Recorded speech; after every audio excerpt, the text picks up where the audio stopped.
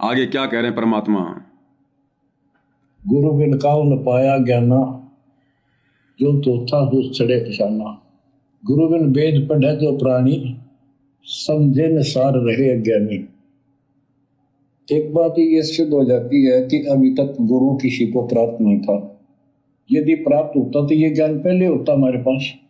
क्या कह रहे हैं गुरुदेव कि एक बात तो सत्य है, आज से पहले धरती पर सतगुरु नहीं था, गुरु नहीं था। अगर होता तो ये ज्ञान सतगुरु रामपाल जी से पहले ना होता। तो सतगुरु रामपाल जी से पहले धरती पर कोई सतगुरु नहीं था, कोई गुरु नहीं था। गुरु बिन काहू न पाया ज्ञाना, जो थोता बुस छिड़े मूड किसाना। और गुरु बिन वेद पढ़े जो प्राणी, समझे ना सार रहे अज्ञानी। अजब गजब वाणी है भाई और बहनों। गुरु बिन वेद पढ़े जो प्राणी, समझे ना ज्ञान सार रहे अज्ञानी। जो व्यक्ति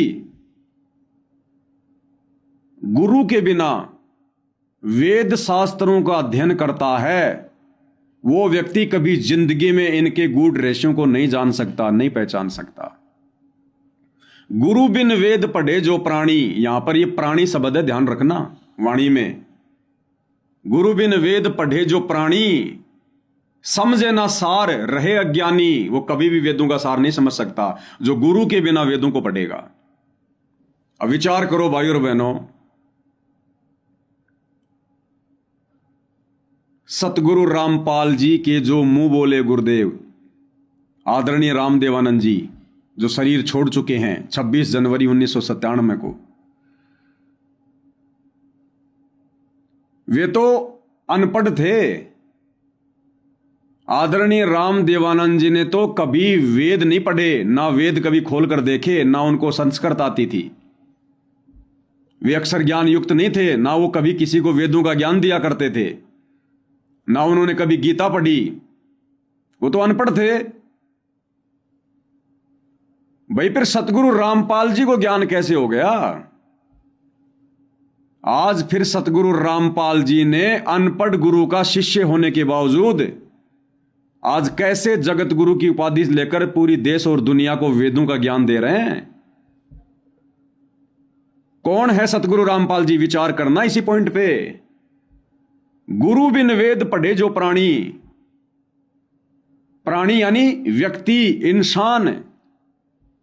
अगर कोई इंसान गुरु के बिना वेद पढ़ेगा, वो व्यक्ति कभी जिंदगी में शास्त्रों का सार नहीं समझ पाएगा।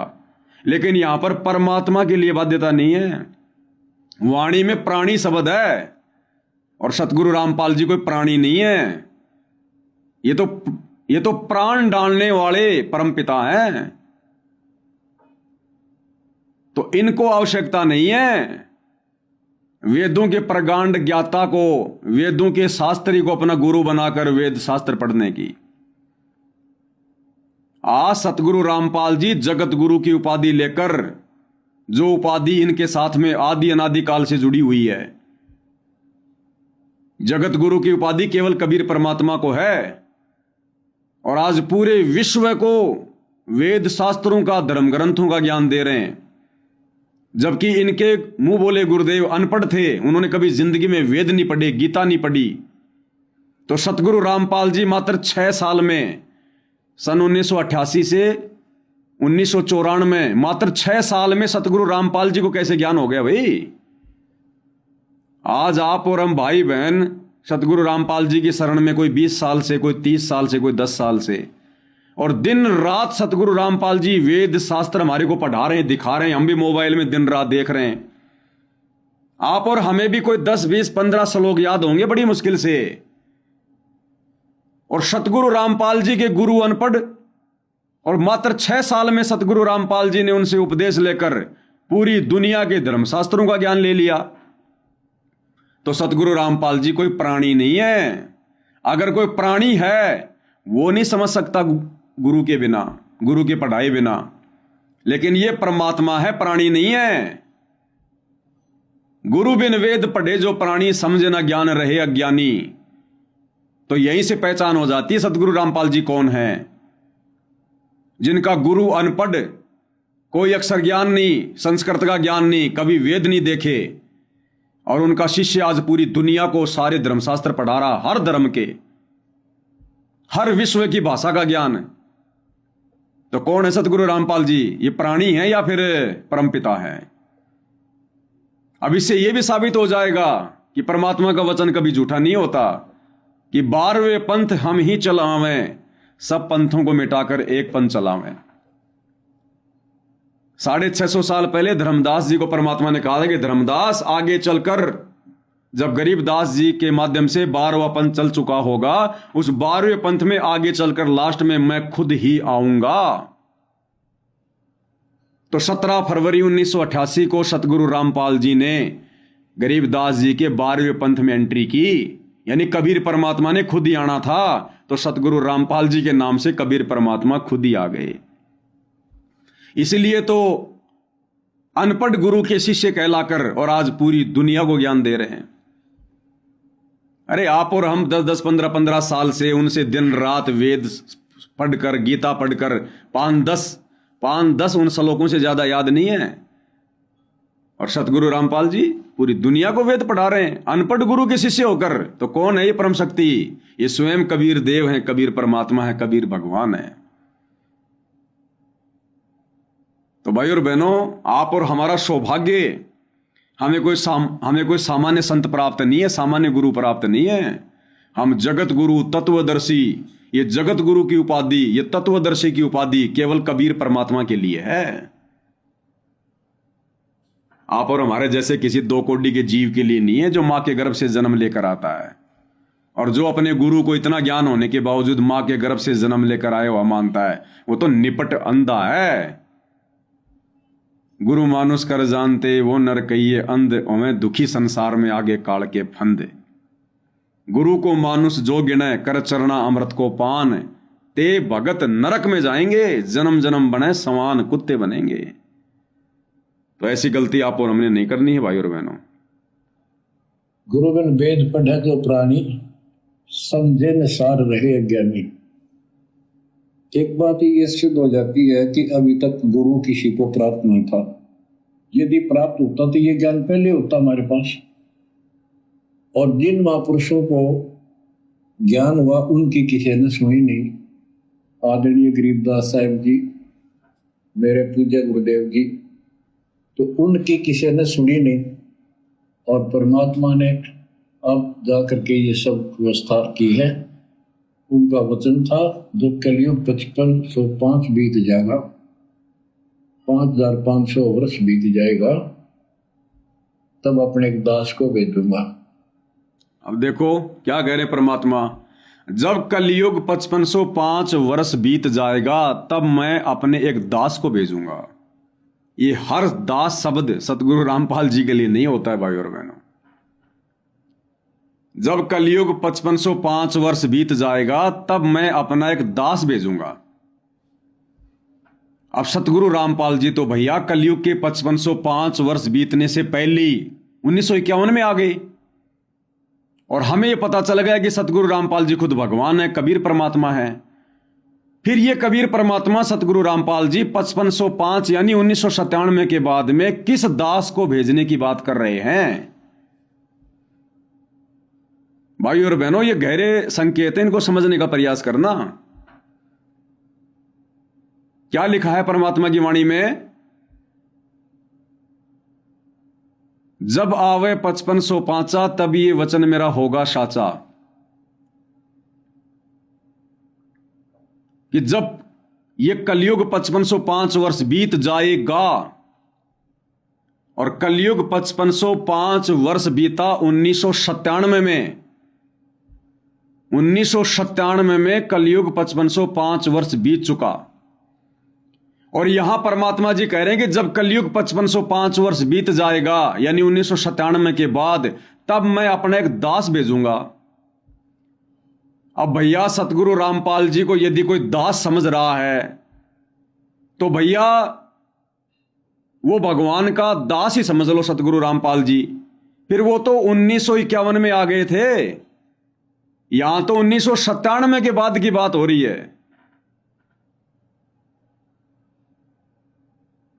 तो भाइयों और बहनों, यहां पर जो 1997 के बाद में दास भेजने का जो जिक्र है, ये देखो दास कोई मान बढ़ाई नहीं कर रहा भाइयों और बहनों, और ना मेरे अंदर इस प्रकार की बातें सुनकर या सुनाकर कोई मान बढ़ाई आती है मालिक के आशीर्वाद से, क्योंकि जो सच्चाई हो तो सच्चाई है।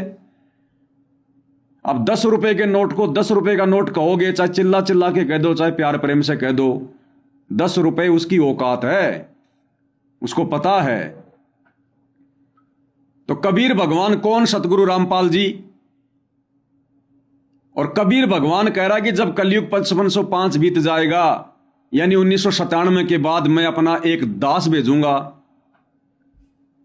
अब बताओ भाई, सतगुरु रामपाल जी ने यानी कबीर भगवान ने कौन सा दास भेजा? दास भेजने का मतलब है आध्यात्मिक मार्ग में, भक्ति मार्ग में आएगा 1997 के बाद। तो ये छोटा सा संकेत परमात्मा ने इस 2 कोटि के जीव इस पवन दास के ऊपर किया है। आपने वो मनसा राम भगत की, वो बरवाला वाले की ऑडियो सुनी होगी ना, जिसका मेरे पास फोन आया था, और सात संगति की वीडियो देखकर उसको वो बात याद आ गई जो बात गुरुजी ने उसको सन 2000 में कही थी। उसने कहा कि गुरुजी भगवान कहां है, गुरुजी भगवान कहां है? तो गुरुदेव ने अपनी तरफ उंगली करके कहा कि तुम्हारे बीच में बैठा है। तो मनसाराम भगत जी समझ नहीं पाए कि गुरुजी कैसे भगवान हो सकते हैं। उसके मन में दोष आ गया कि देख अपने आप को भगवान कहे। तो गुरुजी तो अंतर्यामी मालिक जान गए। तो गुरुदेव ने कहा कि बेटा अभी तुम्हें यकीन नहीं होगा, इस बात को यकीन दिलाने वाला आगे चल के आएगा। इस कुत्ते के लिए संकेत था। तो मनसाराम भगत ने कहा कि भगत जी अब आपके साथ संगति की वीडियो देखकर जिनका मेन फोकस होता है गुरु को परमात्मा मानना, अब भगत जी मुझे वो गुरु जी की बात याद आ गई जो गुरु जी ने कहा था कि तुम अभी नहीं मानोगे, इस बात को बताने वाला आगे चल के कोई आएगा। तो 1997 के बाद 5505 के बाद जो कबीर भगवान सतगुरु रामपाल जी अपना एक दास भेजने की बात कर रहे हैं, भाई और बहनों, इस कुत्ते इस पवन दास 2 कोटि के इस नालायक के ऊपर वो संकेत है। जो परमात्मा ने दास को 12 अप्रैल 2013 में अपनी शरण में लिया और 2014 में, यानी 1 साल भी ढंग से नहीं हुआ, हाँ 1 साल में ही बरवाला कांड हो गया। हमने तो 2-4 बार आश्रम में गए थे, सत्संग सुने थे, कभी गुरुदेव से कोई मुलाकात नहीं, कुछ विशेष कोई बातचीत नहीं, कोई चरण सेवा नहीं। कई बार लाइन में लगे लेकिन सौभाग्य प्राप्त नहीं हुआ। बस एक बार जरा सा हल्का सा गुरुदेव के चरणों को छूने का हल्का सा सौभाग्य प्राप्त हुआ था। और वहां भी क्या हो रहा था, जैसे आप जाते हो ना इन मंदिरों में, एक राजस्थान में सिक्कर में है बाबा श्याम का मंदिर, श्याम जी का, दुनिया जाती है वहां पर, भीड़ लगती है और वहां दर्शन करते हैं और बस बड़ी मुश्किल से लोग हाथ टेक पाते हैं। उसी समय वो पुलिस वाले, वो सेवादार पकड़ पकड़ के बाल, पकड़ पकड़ के हाथ आगे आगे फेंकते रहते हैं। यह नजारा था उस समय सतलोक आश्रम बरवाड़ा में, जब दास को परमात्मा के चरण छूने का सौभाग्य मिला। वहां पर ये बॉडीगार्ड खड़े हुए थे, गुरु जी के अंग रक्षक, और वही बाबा श्याम वाला वहां पर काम हो रहा था। भगत बेचारे गुरु जी के पैर को छूते नहीं, उससे पहले तो हाथ पकड़कर आगे धक्का मार रहे थे अंदर हॉल में। यह हाल था वहां पर। परमात्मा ने एक सत्संग में कहा कि बच्चों मैं चाहता हूं तुम्हारे सीने से लगना, मैं चाहता हूं तुम्हारे गले लगकर तुम्हारे से प्यार करना। लेकिन वहां सतलोक आश्रम में भक्तों को ढंग से गुरुदेव के चरण भी नहीं छूने दिए जा रहे थे। हाथ पकड़ पकड़ के आगे किया जा रहा, चलो चलो भगत जी, चलो चलो भगत जी, चलो चलो भगत जी। और खुद ये नालायक 2-2 घंटे गुरु जी के चरणों में बैठे रहा करते थे, 2-2 घंटे, और 2-2 घंटे गुरु को मानुष मानकर चरणों में बैठे रहते थे, जिस कारण से इनको आज भी इनको सद्बुद्धि नहीं आई। और जिन भक्तों को गुरु जी के मात्र चरण कमल जरा से स्पर्श करने का मौका मिला, उन्होंने परमात्मा मान के किया, जिस कारण से वो जरा सा स्पर्श भी आज बहुत बड़ा काम आ गया। तो भाई और बहनों, 5505 1997 के बाद जो दास भेजने की बात हो रही है, वो इस कुत्ते पवन दास के लिए है, जो परमात्मा ने फिर आगे चलकर ये सात संगति शुरू करवा दी। और आज देख लो, सात संगति के माध्यम से ही सतगुरु रामपाल जी ने खुद को परमात्मा साबित करवाया है।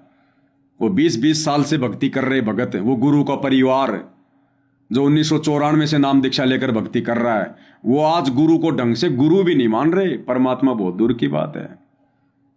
और आप और हमारे से परमात्मा ने अपने से कैसे दूरी मेंटेन करके और अपनी सत प्रेरणा से, अपने आशीर्वाद से, और कैसे आज परमात्मा ने हजारों 3-3, 4-4 घंटे की वीडियो बनवाकर, और गुरुदेव ने कैसे संगत में रंग लगा दिया। अब विचार करो भाई और बहनों, और थोड़ा ध्यान से विचार करो, और नई नई बात निकल के आएगी। इन आश्रम वालों ने तो फिल्म भी गलत बना दी, गलत।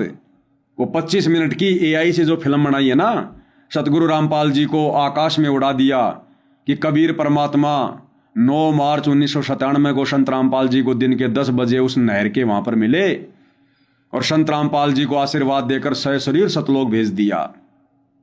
और संत रामपाल जी के रूप में खुद कबीर परमात्मा लीला कर रहे हैं 9 मार्च 1997 से।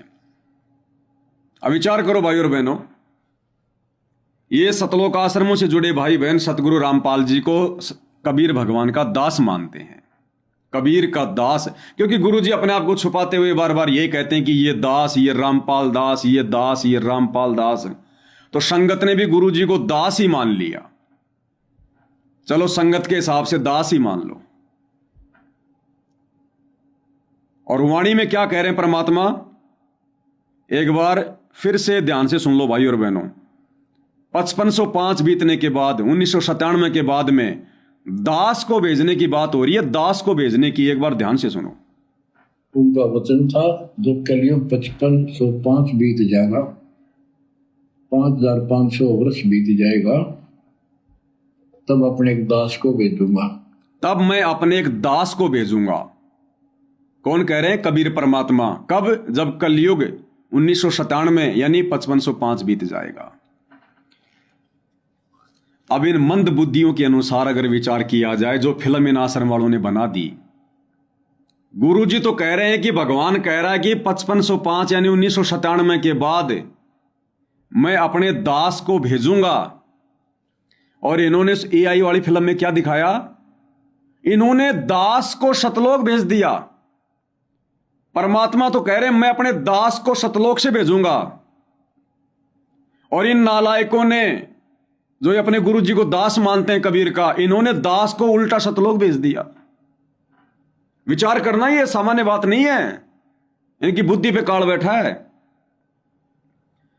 ये आश्रम वाले, गुरु के परिवार वाले, गुरु जी को कबीर का दास मानते हैं, और इन लोगों का यह मानना है कि कबीर जी ने संत रामपाल जी को भेजा यहां पर भक्ति के लिए अपना दास बनाकर। संत रामपाल जी कबीर जी के अवतार हैं, कबीर जी के संदेश वाहक हैं। तो कबीर जी क्या कह रहे हैं कि जब कलयुग 5505 वर्ष बीत जाएगा यानी 1997, उस समय मैं अपना दास भेजूंगा, यानी सतलोक से दास नीचे जमीन पर भेजूंगा।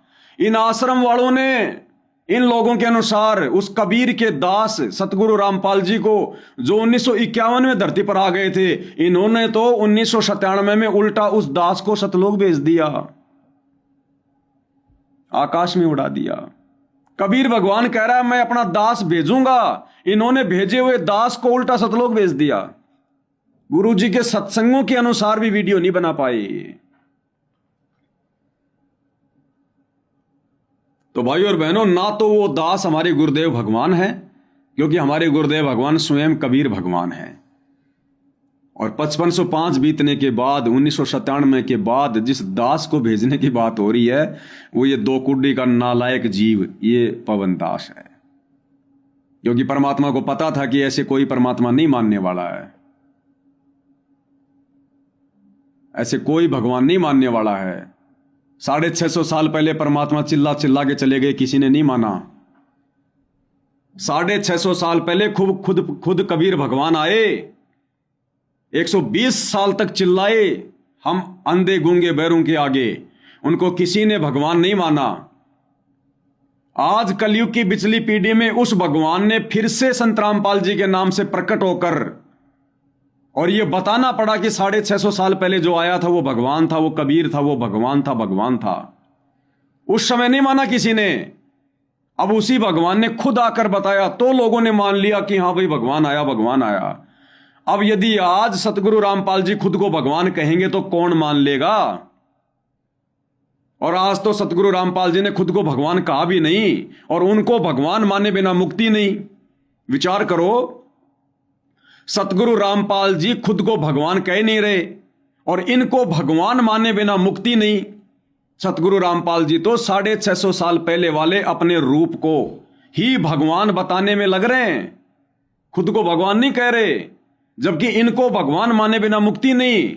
इसलिए परमात्मा ने कहा कि मुझे भगवान बताने के लिए फिर 5505 जब कलयुग बीत जाएगा 1997 के बाद, फिर मैं अपना एक दास भेजूंगा। तो 12 अप्रैल 2013 को इस पवन दास को परमात्मा ने संगत में भेजा।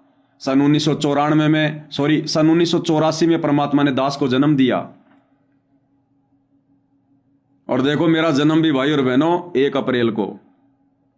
दुनिया जिस अप्रैल को मूर्खों का दिन कहती है ना मूर्खों का दिन 1 अप्रैल, उस 1 अप्रैल को मेरा जन्म हुआ 1984 में। 1 अप्रैल 1984। हम कितने बड़े मूर्ख हैं।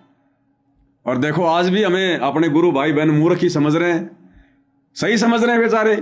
सतलोक आश्रम वाले सही कह रहे हैं कि पवन मूर्ख है, पवन मूर्ख है, क्योंकि मेरा जन्म ही मूर्खों वाले दिन हुआ है 1 अप्रैल 1984 को। इसलिए गुरुदेव ने कहा था कि 5505 बीतने के बाद मैं अपना दास भेजूंगा, क्योंकि परमात्मा ने इस 2 कोटि के जीव को सेवा देकर, मेरी औकात नहीं भाई और बहनों, हम सब 2 कोटि के जीव हैं, अच्छे से पता है।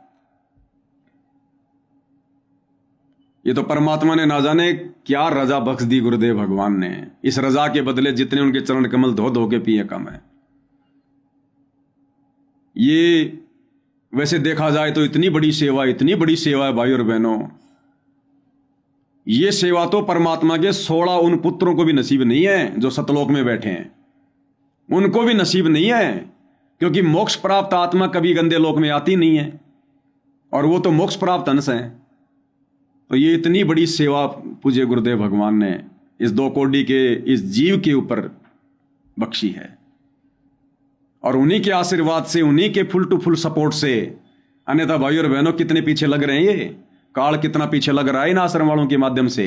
कितने मुकदमे, जेल, मार पिटाई, लड़ाई झगड़े, गाली गलौच, साथ संगतियों में लड़ाई झगड़े, पुलिस वाले लेके आना, हर प्रकार से दबाव देना। पिछले 10 साल से दास को इन्होंने किस कदर इन्होंने दबाव में ले रखा है, दास को किस कदर इन्होंने जो है वो प्रेशर में ले रखा है। और उसके बावजूद भी परमात्मा लगातार कि बेटा लाइव आ, वीडियो बना, 4-4 घंटे के बना, 5-5 घंटे के बना, मेरी पुस्तकों पे बना, मेरे सत्संगों पे बना। अब दास तो बनाने में लगा रहा, दास ने सुने कहां है दास ने तो गुरुदेव के सत्संग उतने सुने नहीं जितने आप भाई बहन सुनते हो। मैंने तो जब से भक्ति मार्ग पर होश संभाला है, 2013 में नाम लिया, 14 में कांड हो गया, और 2015 में मेरे को गुरुद्रोही घोषित कर दिया। उसके बाद से परमात्मा मेरे से तो वीडियो बनवा रहे हैं, सुनने का तो मौका नहीं मिलता। बनाता हूं वो सुनता हूं, ऐसी बात नहीं है, सत्संग सुनता हूं गुरुदेव भगवान के, लेकिन इतने नहीं सुन पाता जितने आप भाई बहन फ्री होकर सुनते हो। तो ये गुरुदेव की अपनी विशेष रजा है भाई और बहनों, उनकी विट्टो पावर, उनका आशीर्वाद है। जो सत्संग है समझ में आ जाते हैं, उन सत्संगों के ऊपर क्या बोलना है, क्या पॉइंट है, क्या संकेत है। ये गुरुदेव जी जब दास बैठता है तो परमात्मा जी दास को जो है ये प्रेरणा करते हैं। और कोई ये सोचे कि मैंने सत्संग सुन रखे होंगे जिस कारण से मैं ये सब कुछ कर रहा हूं, तो ये सत्संग तो मेरे से ज्यादा आप भाई बहनों ने सुन रखे हैं, गुरु के परिवार ने सुन रखे हैं, आश्रम वालों भीड़ ने सुन रखे हैं, वो क्यों नहीं कर पा रहे। तो ये गुरुदेव की विशेष रजा है, ये उनका पूर्व निर्धारित उनका कार्यक्रम था, जो अब जाकर धीरे धीरे थोड़ा बहुत आप और हमें भी समझ में आ रहा है। न्यास से पहले तो ऐसे लग रहे थे, बस पता नहीं था, परमात्मा जबरदस्ती लगा के रखा हुआ था। अब थोड़ा धीरे धीरे समझ में आ रहा है कि परमात्मा का मिशन किस प्रकार से सिस्टमेटिक तरीके से आ रहा है। तो ये बहुत बड़ी रजा है आप और हमारे ऊपर भाई और बहनों मालिक की। उनका वचन था जब कलयुग 5505 बीत जाएगा, 5500 वर्ष बीत जाएगा, तब अपने एक दास को भेजूंगा